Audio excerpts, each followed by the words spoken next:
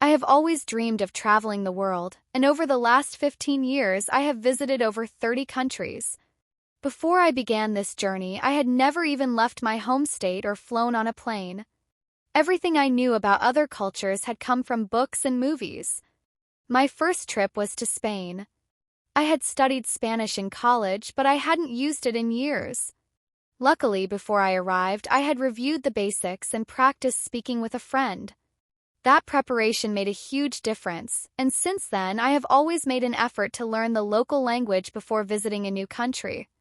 After Spain, I traveled to Morocco. It was unlike anywhere I had ever been.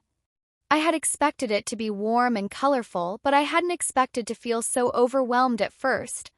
By the time I reached Fez, I had already gotten lost in the Medina twice and had learned to rely on local shopkeepers for directions.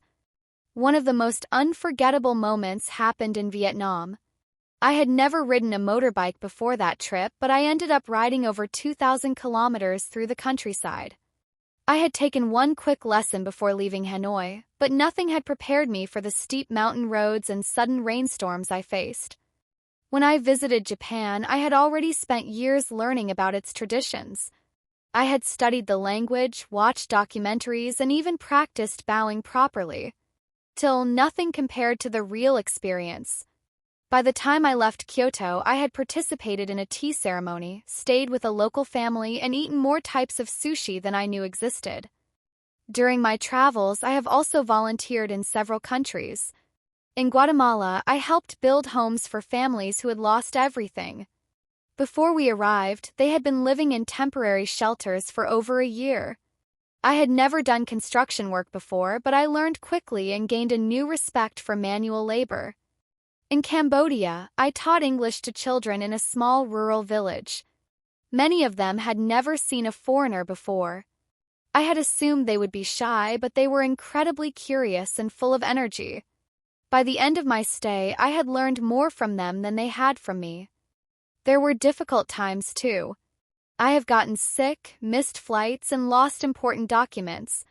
In South Africa, I had booked a room online, but when I arrived, the owner told me he had already rented it to someone else. I had no backup plan and no internet connection. Luckily, a woman who had seen me standing outside had invited me to stay in her home. Looking back, I realize how much I've changed. Before I started traveling, I had been shy and afraid of taking risks. Travel forced me out of my comfort zone. I've had to solve problems on the spot, trust strangers, and adapt to unexpected situations. These experiences have made me more confident and resilient. Now that I'm back home, people often ask me which country was the best. I can't choose just one. Each place has given me something different. I have gained friends, skills, memories, and perspectives that I never could have imagined. And although I've already seen so much, I know my journey is far from over.